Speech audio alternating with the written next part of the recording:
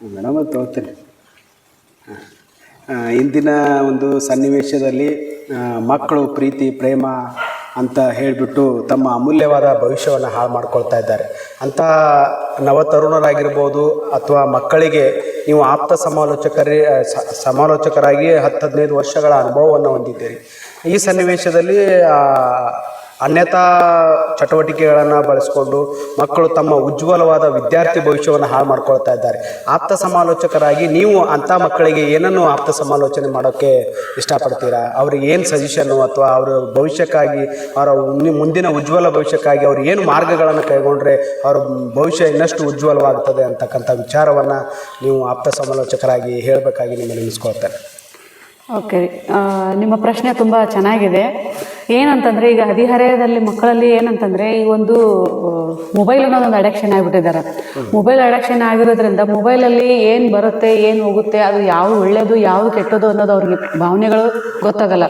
ಯಾಕಂದರೆ ಅವ್ರಿಗೆ ಅದರಿಂದ ಏನು ಎಫೆಕ್ಟ್ ಆಗುತ್ತೆ ಅನ್ನೋದು ಗೊತ್ತಿಲ್ಲ, ಏನು ದುಷ್ಪರಿಣಾಮ ಬೀರ್ತದೆ ಅನ್ನೋದು ಗೊತ್ತಾಗಲ್ಲ.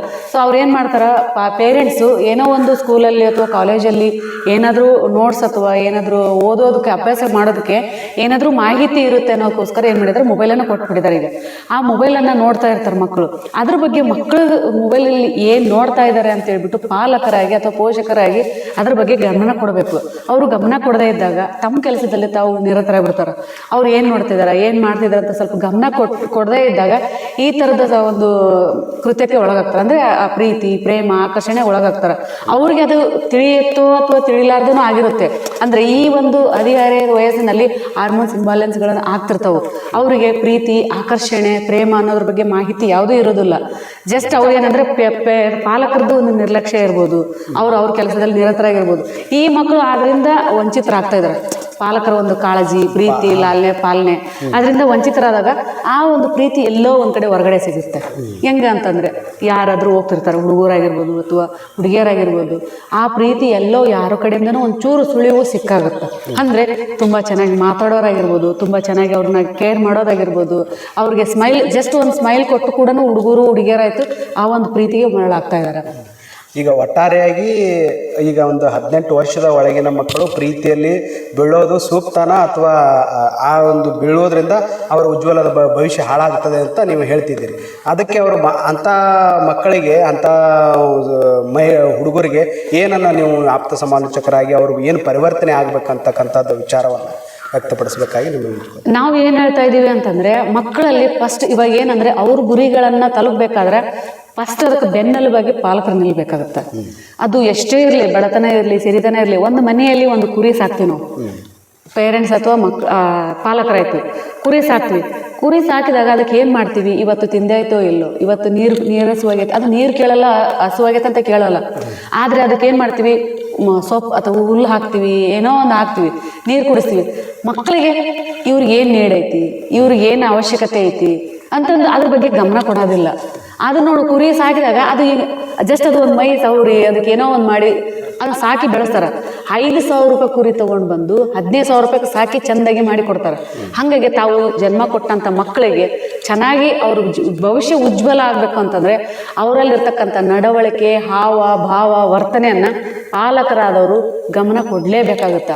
ಗಮನ ಕೊಡದೇ ಇದ್ದಾಗ ಮಕ್ಕಳು ಯಾವುದೋ ಒಬ್ಬ ಅಪರಿಚಿತ ವ್ಯಕ್ತಿ, ಈಗಿನ ಮಕ್ಕಳು ಅಪರಿಚಿತ ವ್ಯಕ್ತಿಗಳನ್ನು ಬೇಗ ನಂಬ್ತಾರೆ. ಮನೆಯವ್ರಿಗಿಂತ ಬೇರೆ ಹೊರಗಡೆ ಇದ್ದ ಹುಡುಗರನ್ನ ನಂಬ್ತಾರೆ. ಹುಡುಗರು ಆಯಿತು ಹುಡುಗಿಯರು ಆಯಿತು, ಹಿಂಗೆ ಹೊರಗಡೆ ನಂಬ್ತಾರೆ.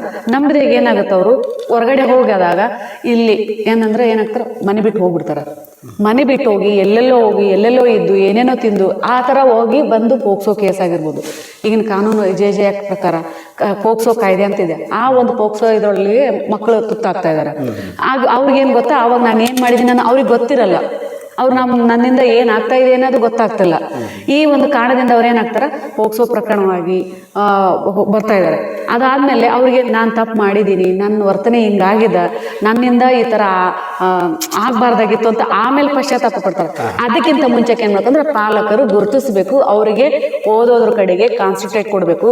ಬೇರೆ ಬೇರೆ ಚಟುವಟಿಕೆ ಅಂದರೆ ಅವ್ರಿಗೆ ಏನು ಆಸಕ್ತಿ ಇದೆ, ಓದು ಬರಹದಕ್ಕಿಂತ ಕ್ರೀಡೆ ಡ್ಯಾನ್ಸು ಬೇರೆ ಬೇರೆ ಯಾವ್ಯಾವುದು ವೈಯಕ್ತಿಕ ಜೀವನ ಕೌಶಲ್ಯಗಳು ಇರ್ತಾವೆ ಅದನ್ನು ಅವ್ರು ಗುರುತಿಸಿ ಅದಕ್ಕೆ ಪಾಲಕರು ಪ್ರೋತ್ಸಾಹ ನೀಡಬೇಕಂತ ನಾನು ಒಟ್ಟಾರೆಯಾಗಿ ಪಾಲಕರ ಜವಾಬ್ದಾರಿ, ಪಾಲಕರ ಮಕ್ಕಳ ಮೇಲೆ ನಿಗಾ ಇಡೋದ್ರಿಂದ ಮಕ್ಕಳ ಭವಿಷ್ಯ ಉಜ್ವಲ ಆಗ್ತದೆ ಅಂತ ನಿಮ್ಮ ಅಭಿಪ್ರಾಯ. ಮತ್ತೆ ಈಗ ಅದೇ ರೀತಿಯಾಗಿ ಮಕ್ಕಳ ಪಾತ್ರ ಏನಿದೆ, ಮಕ್ಕಳು ಯಾವ ರೀತಿಯಾಗಿರಬೇಕು, ಮಕ್ಕಳ ಜವಾಬ್ದಾರಿ ಏನು ಅಂತಕ್ಕಂಥದ್ದನ್ನು ಕುರಿತು ಮಕ್ಕಳಿಗಾಗಿ ಒಂದೆರಡು ಮಾತುಗಳನ್ನು ಹೇಳಿದ್ರೆ. Okay sir. ಮಕ್ಕಳು ಅಂತಂದರೆ ಅವ್ರಿಗೆ ಈ ವಯಸ್ಸಲ್ಲಿ ಏನೇನೋ ಆಗುತ್ತೆ ಅನ್ನೋದ್ರ ಬಗ್ಗೆ ಮಾಹಿತಿ ಇರೋದಿಲ್ಲಲ್ಲ, ಅದಕ್ಕೆ ನಾವು ಒಳ್ಳೆ ಮಾಹಿತಿ ಮಾರ್ಗದರ್ಶನ ಕೊಡಬೇಕಂದಾಗ ಕೂತ್ಕೋಬೇಕು, ಪಾಲಕರು ಹೇಳಬೇಕಾದಾಗ ಮಕ್ಕಳಲ್ಲಿ ಏನು ಮಾಡ್ಬೇಕಂದ್ರೆ ಅವ್ರಿಗೆ ಗುರಿಯ ಬಗ್ಗೆ ಆಸಕ್ತಿ ಮೂಡಿಸ್ಬೇಕು. ಮಕ್ಕಳಿಗೆ ಯಾವಾಗ ನಾವು ಗುರಿಯನ್ನು ಆಸಕ್ತಿ ಮೂಡಿಸ್ತೀವಿ ಅವಾಗ ಅವ್ರ ಮಕ್ಕಳು ಬ್ಯುಸಿ ಆಗ್ತಾರೆ. ಬ್ಯುಸಿ ಆದಾಗ ಏನಾಗುತ್ತಾ, ಈ ಯಾವುದು ಪ್ರೀತಿ ಪ್ರೇಮ ಆಕರ್ಷಣೆಗೆ ಒಳಗಾಗಲಿಕ್ಕೆ ಸಾಧ್ಯ ಇಲ್ಲ. Thank you sir. Thank you. ಧನ್ಯವಾದ.